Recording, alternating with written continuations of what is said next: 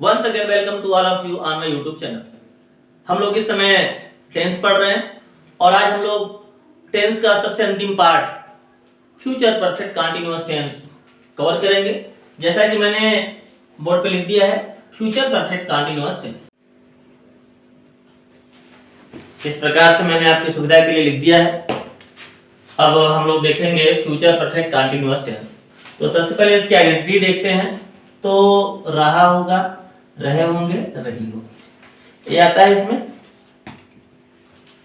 और प्लस इसमें टाइम के साथ से भी आता है।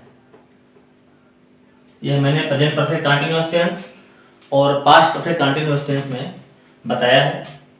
उसका भी वीडियो आप एक बार खोलकर जरूर चेक कर लीजिएगा। उसमें निश्चित समय के लिए सिंस और अनिश्चित समय के लिए फॉर के लिए मैंने अलग से बताया है, उसको आप जरूर चेक कर लीजिएगा एक बार, तो आपको ये वीडियो बहुत अच्छे समझ में आएगी। तो आगे देखते हैं हेल्पिंग वर्ब। तो इस टेंस की हेल्पिंग वर्ब होती है शैल हैव बीन और विल हैव बीन।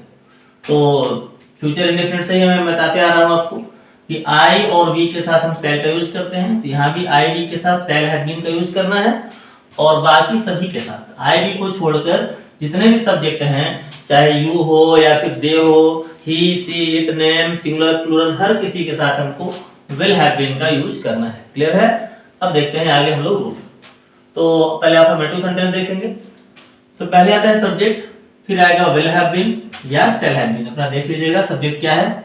उसके बाद आता है वर्ब का फर्स्ट फॉर्म, फिर आईएनजी लगाएंगे और फिर आता है ऑब्जेक्ट। लास्ट में निश्चित समय अगर होता है तो सिंस, अनिश्चित समय होता है तो फॉर, और लास्ट में आता है टाइम। जैसे मैं एग्जांपल बता दूं आपको, तुम सुबह से एक गीत गा रहे होगे, रहे हो गया हुआ है तो फ्यूचर परफेक्ट कंटीन्यूअस टेंस हुआ, क्योंकि यहाँ पे समय के साथ से भी लगा हुआ है। तो पहले हम देखेंगे सब्जेक्ट तुम का यूज होता है यू। अब हमें यू के साथ, क्योंकि आई और वी के साथ ही हमें शैल लगाना है, तो बाकी जो बचा यू, तो इसके साथ लगेगा विल हैव बीन। तो हो गया will have been, you will have been. अब आता है वर्ब का फर्स्ट फॉर्म प्लस आईएनजी। तो वर्ब का फर्स्ट फॉर्म सिंग और सिंग में हम आईएनजी जोड़ देंगे तो हो गया सिंगिंग।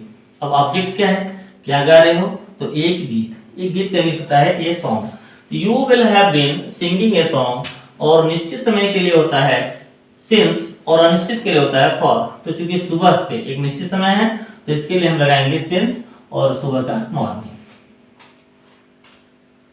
दिनेश 2 घंटे से एक पत्र लिख रहा होगा आया हुआ है फ्यूचर परफेक्ट कंटीन्यूअस टेंस। तो सबसे पहले दिनेश का इंग्लिश लिख दिए सब्जेक्ट, दिनेश की नेम है तो इसके साथ विल हैव बीन का यूज करेंगे।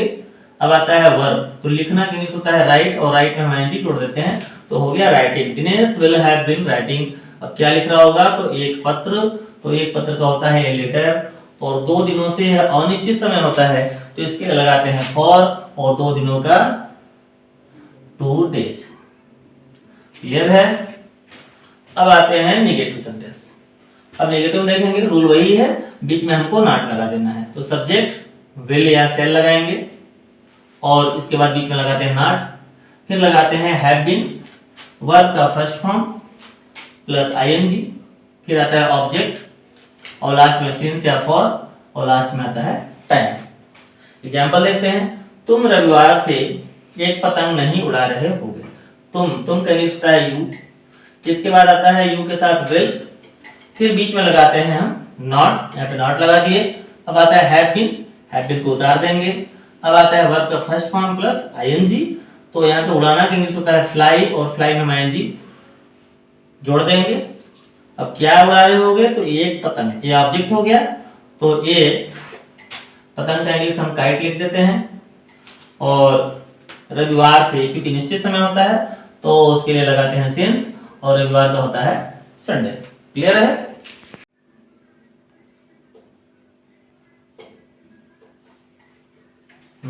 इस प्रकार से अब हम लोग इंट्रोगेटिव सेंटेंस देखेंगे। तो इंट्रोगेटिव का पहले हम लोग देखेंगे हेल्पिंग और टाइप। तो यहाँ सबसे पहले आती है विल या शैल, फिर आता है सब्जेक्ट, फिर आता है हैव बीन, उसके बाद आएगा वर्ब का फर्स्ट फॉर्म प्लस आईएनजी, फिर उसके बाद ऑब्जेक्ट सिंस या फॉर, और लास्ट में आता है टाइम। एग्जांपल देखते हैं। क्या तुम 2 दिनों से अखबार पढ़ रहे होगे। तो पहले देखेंगे कि तुम का इंग्लिश होता है यू, तो सबसे पहले हमको लगाना है विल, क्योंकि आई वी के साथ सेल लगाना है, तो यू के साथ हो गया विल। इसके बाद आता है सब्जेक्ट, सब्जेक्ट यहाँ पे है यू, विल यू। इसके बाद हमें उतारना है हैव बीन, तो हमने हैव बीन उतार लिया। अब आता है देखेंगे वर्ब का फर्स्ट फॉर्म प्लस आईएनजी, तो पढ़ना का इंग्लिश होता है रीड, और रीड में हम आईएनजी जोड़ देंगे तो रीडिंग हो गया।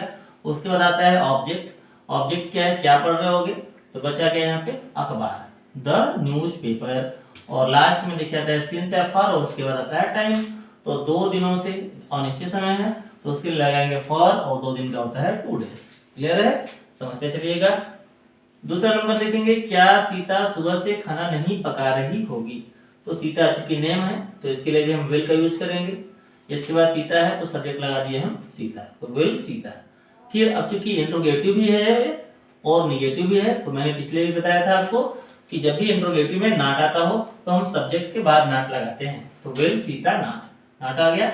इसके बाद आता है यहाँ पर हैव बीन, तो यहाँ हम लगा दिए हैव बीन। इसके बाद आता है वर्ब का फर्स्ट फॉर्म प्लस आईएनजी, तो यहाँ है पकाना, पकाना का होता है कुक, और कुक में हम आईएनजी जोड़ देंगे। इसके बाद आता है ऑब्जेक्ट, ऑब्जेक्ट क्या है, खाना, खाना का हो गया फूड। और फिर लास्ट में आता है सुबह से, निश्चित समय है तो उसके लिए लगाएंगे सिंस, और सुबह का होता है मॉर्निंग। ठीक है, अब हम लोग WH टाइप देखेंगे, इंट्रोगेटिव का WH टाइप, जिसमें क्वेश्चन वर्ड से सेंटेंस शुरू होते हैं। तो पहले आता है क्वेश्चन वर्ड, उसके बाद आएगा हेल्पिंग वर्ब विल या सेल, फिर आता है सब्जेक्ट, फिर आएगा हैव बीन, अब आएगा वर्ब का फर्स्ट फॉर्म, उसके बाद आईएनजी, फिर आता है लास्ट में ऑब्जेक्ट, उसके बाद सिंस या फॉर, और एकदम लास्ट में आएगा टाइम। तुम 2 वर्षों से कहाँ रह रहे होगे, तो कहाँ का इंग्लिश पहले आता है वेयर। इसके बाद आता है सब्जेक्ट, तो सब्जेक्ट तो तुम है, तो तुम के अकॉर्डिंग लगाएंगे हम हेल्पिंग वर्ब विल, तो क्वेश्चन वर्ड भी हो गया, विल भी हो गया। अब आता है सब्जेक्ट, तो सब्जेक्ट क्या है यहाँ पे तुम का इंग्लिश होता है यू, यू लगा दिए। अब बचा क्या है यहाँ पे हैव बीन, तो हैव बीन भी कभी यूज कर लेंगे। उसके बाद आता है वर्ब का फर्स्ट फॉर्म प्लस आईएनजी, तो रहना का होता है लिव, लिव में हम आईएनजी लगा देंगे, तो where will you have been living. अब चूंकि कोई ऑब्जेक्ट आया नहीं हुआ है, केवल बचा है यहाँ पे चलो बचा हुआ है यहाँ पे टाइम, तो टाइम है 2 वर्षों से, तो 2 वर्षों अनिश्चित समय है तो इसके लिए फॉर लगाएंगे, और 2 वर्ष का हो गया 2 इयर्स। अब देखते हैं वह सुबह से क्या पढ़ रही होगी, तो क्या का इंग्लिश आता है व्हाट, लगा देंगे। इसके बाद आता है हेल्पिंग वर्ब, तो वह का इंग्लिश होता है सी, तो सी के साथ में लगाना है विल, तो व्हाट विल। फिर आता है सब्जेक्ट, तो वह का इंग्लिश होता है सी, तो व्हाट विल सी। अब यहाँ से हम उतार लेंगे हैव बीन, तो हैव बीन उतार लिया गया।